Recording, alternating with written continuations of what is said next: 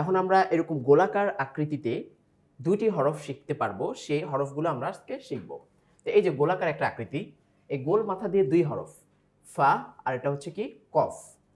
এই ফা এবং কফের আকৃতিটাই থাকবে হচ্ছে গোল, তার উপরে এক নোক্তা থাকলে ফা, দুই নোক্তা থাকলে কফ। তো আমরা উদাহরণস্বরূপ দেখি।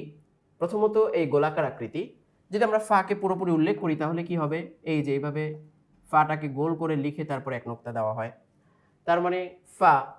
তো ফাটার অতিরিক্ত অংশটাকে কেটে ফেলা হয়, এখানে দুই নোক্তা দিলে কফ হয়ে যায়, তো ফা নুন। এরপরে কি কফ নুন। যদি গোলটা চিহ্নটা না থাকতো, গোল চিহ্ন না থেকে যদি থাকতো একটি কোণা, তাহলে কিন্তু আমরা স্পষ্টভাবে বুঝতে পারতাম সেটা হচ্ছে তা। যেহেতু গোল চিহ্ন চলে এসেছে তার মানে এটা কি, এটা হচ্ছে কফ। ফা ইয়া।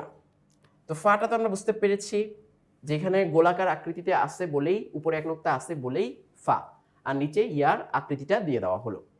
তারপরে কি কফ ইয়া। তো এখানেও ইয়াটাকেও স্পষ্ট বোঝা যাচ্ছে, কফের উপরে দুই নোক্তা, সেটাও আমরা বুঝতে পারছি। কফ ওয়াও। তো এখানে ওয়াওটা তার আপন অবস্থায় রয়েছে, কিন্তু কফটাকে তার মাথার কেন্দ্রিক দেওয়া হয়েছে। এখানে ইয়া ফা, কোনাও আসলো, গোলাকার চিহ্নটাও আসলো। তো কোনার নিচে দুই নোক্তা বা মাথার নিচে দুই নোক্তা থাকার কারণে ইয়া, আর উপরে গোলাকার আকৃতির উপরে একটা নোক্তা থাকার কারণে সেটা হচ্ছে ফা। তাহলে ইয়া এবং ফা। এদিকে আমরা আবার দেখতে পাচ্ছি গোলাকার আকৃতি ফা, ফা এর সাথে লাম। এদিকে তিনোটা একসাথে দেওয়া হলো, কফ ফা লাম। কফের চিহ্নটাও আমরা পাচ্ছি, তারপরে ফায়ের চিহ্নটাও আমরা পাচ্ছি, দুইটাই গোলাকার আকৃতি, একটাতে দুই নোক্তা, একটাতে এক নোক্তা।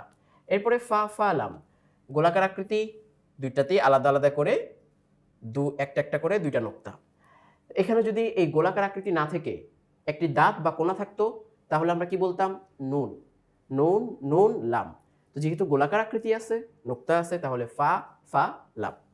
এরপরে দেখি আমরা কফ ইয়া লাম।